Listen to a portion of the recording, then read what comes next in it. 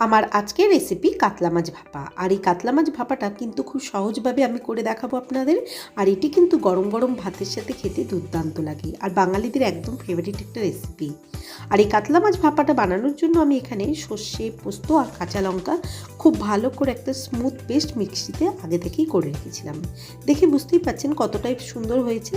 এখন এই কাতলা মাছ ভাপাটা বানানোর জন্য সবথেকে প্রথমে আমি এখানে 3 পিস কাতলা মাছের পিস নিয়েছি, আর সেটি খুব ভালো করে কিন্তু আমি ধুয়ে পরিষ্কার করে নিয়েছি। আর এই এখন একটা টিফিন বক্সের মধ্যে আমরা কিন্তু এই মাছ ভাপাটা বানাবো। আর মাছ ভাপাটা কিন্তু খুব সহজেই 5 মিনিটের মধ্যেই হয়ে যাবে।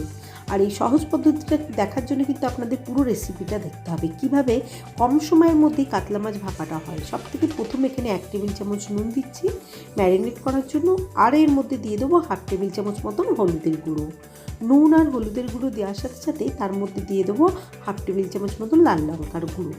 লাল লঙ্কার গুঁড়োটা অপশনাল, আপনারা চাইলে নাও দিতে পারেন। আর দিয়ে দেবো অল্প একটু লেবুর রস। লেবুর রসটা এই কারণেই দিচ্ছি যাতে মাছের একটা গন্ধ ভাবটা না আসে। আর দেবো সর্ষে পোস্তর পেস্টটা। এটা আমি 1 টেবিল চামচ করে নিয়েছিলাম সর্ষে আর পোস্ত, আর কাঁচা লঙ্কা দিয়ে দিয়েছিলাম। ঝালটা আপনাদের পরিমাণ মতন দেবেন। আর এর মধ্যে অ্যাড করবো এখন সর্ষের তেল। সর্ষের তেলটা কিন্তু সত্যি খুবই টেস্ট লাগে। সর্ষের তেল দিয়ে যে কোনো কিছু ভাপা বা ভাতে মাখতে গেলে সর্ষের তেলটা দেওয়া দরকারি। এখানে আমি 2 টেবিল চামচ মতন সর্ষের তেল দিলাম। আর দিয়ে দেবো এর মধ্যে দই দেবো 2 টেবিল চামচ। জল ঝরিয়ে নিয়েছি আগে থেকে, আপনারা চাইলে কিন্তু দইটা নাও দিতে পারেন। এই দই, সর্ষের তেল, নুন, হলুদ, কাঁচা লঙ্কা, সর্ষে পোস্ত বাটা আর সর্ষের তেল দিয়ে খুব ভালো করে কিন্তু সমস্ত মাছগুলোকে খুব ভালো করে মাখিয়ে আমি কিন্তু 5 মিনিটের জন্য রেখে দেবো।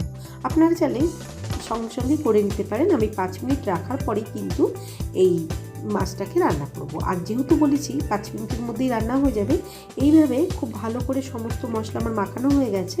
এখন টিফিন বক্সের ঢাকনটা খুব ভালো করে লাগানোর আগে আমি দিয়ে দিচ্ছি 3টে কাঁচা লঙ্কা। কাঁচা লঙ্কাগুলো কিন্তু আমি এমনি দিলাম, চিড়ে দিইনি।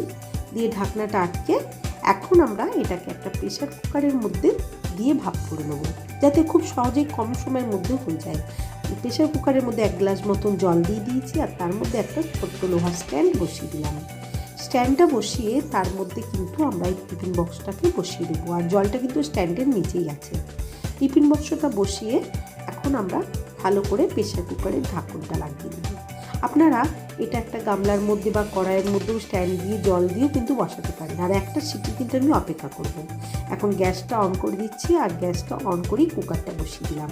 আর একদিকে ভাতও হয়ে গেছে, আর গরম গরম ভাতের সাথে এখন একটা সিটির অপেক্ষা। একটা সিটি আমার হয়ে গেল, দেখেই বুঝতে পারছো সিটিটা হচ্ছে।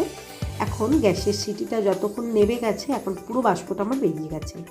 এখন ঠান্ডা হয়ে গেছে, যেহেতু প্রেসার কুকারটা থেকে টিফিন বক্সটা কিন্তু বের করা খুব সম্ভব না, খুবই গরম। তো আলতো হাতের সাহায্যে আমি একটা কাপড়ের সাহায্যে বের করে নিচ্ছি।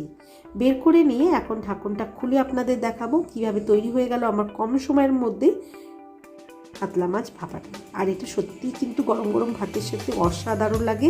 আর এইরকম কাতলা মাছের ভাপা যদি আপনাদের গরম ভাতের সাথে পেয়ে যান, তার সাথে কিন্তু আর কিছুই দরকার পড়ে না। আর আমার এই কাতলা মাছ ভাপার রেসিপিটা আপনাদের কেমন লাগলো অবশ্যই কমেন্ট সেকশানে কমেন্ট করে জানাবেন। আর ভালো লাগলে কিন্তু বন্ধুদের সাথে অবশ্যই শেয়ার করবেন। আর নতুন বন্ধু হয়ে থাকলে অবশ্যই চ্যানেলটাকে সাবস্ক্রাইব করে দেবেন। আমি একটা পাত্রের মধ্যে নামিয়ে দেখাচ্ছি প্লেটের মধ্যে কেমন হয়েছে আমার এই কাতলা মাছ ভাপাটা। আর অবশ্যই কিন্তু শেয়ার করতে একদম ভুলবেন না। আর আপনাদের কোনো রিকোয়েস্টেড রেসিপি থাকলে অবশ্যই আমাকে কমেন্ট সেকশানে কমেন্ট করে জানাবেন। ভালো থাকবেন, সুস্থ থাকবেন। আজ এই পর্যন্তই। এরপর আবার নতুন কোনো রেসিপি নিয়ে আমি আপনাদের সামনে হাজির হব।